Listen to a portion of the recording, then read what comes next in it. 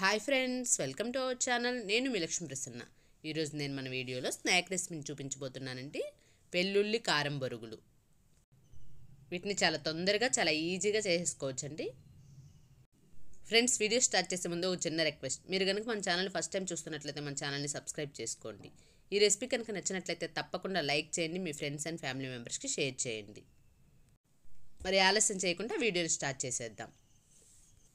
దీనికోసం ముందుగా స్టవ్ పై కడాయి పెట్టి అందులోకి బొరుగులను తీసుకోండి. నేను ఇక్కడ అడుగు మందంగా ఉంటుందని కుక్కర్ని తీసుకున్నానండి. కుక్కర్లోకి 1/2 కేజీ బొరుగులను తీసుకున్నానండి.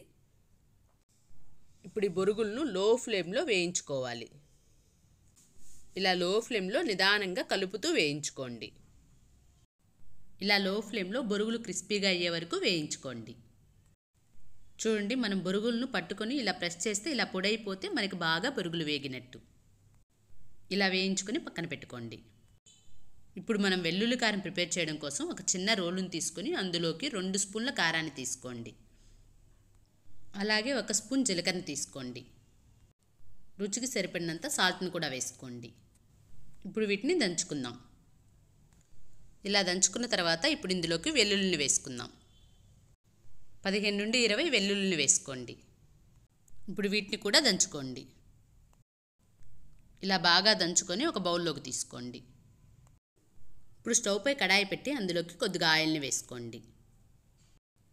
ఆయిల్ వేడిన తర్వాత కొద్దిగా కరివేపాకును వేసుకొని ఫ్రై చేసుకోండి. 1/2 స్పూన్ పసుపును కూడా వేసుకొని కలుపుకోండి. ఇప్పుడు ఇందులోకి మనం దంచి పెట్టుకున్న వెల్లుల్లి కారం ముద్దను కూడా వేసుకొని లో ఫ్లేమ్లో 1-2 నిమిషాలు వేయించుకోండి. ఇలా వేయించుకున్న తర్వాత ఇప్పుడు ఇందులోకి వేయించి పెట్టుకున్న పల్లీలను 1 కప్పు వేసుకొని కలుపుకోండి. నేను ఇక్కడ పల్లీలను ముందుగానే వేయించుకొని ఉన్నాను, అందుకని ఇప్పుడు వేసుకుంటున్నాను. మీరు ఒకవేళ పల్లీలను ముందుగా వేయించుకొని లేకపోతే ఇందాక ఆయిల్ వేడైన తర్వాత ఫస్ట్ పల్లీలను వేయించుకొని తర్వాత కరివేపాకును వేయించుకోండి. మీరు ఇందులోకి వేయించిన జీడిపప్పును కూడా వేసుకోవచ్చు. మీరు ఇవన్నీ ఇలా ఫ్రై చేసుకున్న తర్వాత మనం ఇందాక వేయించి పెట్టుకున్న బొరుగుల్లోకి ఇవన్నీ వేసుకొని కలుపుకుందాం. ఇవన్నీ కూడా బొరుగుల్లో బాగా కలిసే విధంగా కలుపుకోండి.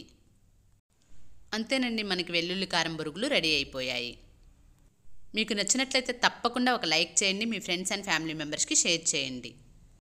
మీరు కూడా ట్రై చేసి ఎలా వచ్చిందో మీ ఫీడ్బ్యాక్ని కమెంట్ చేయండి. Thank you for watching.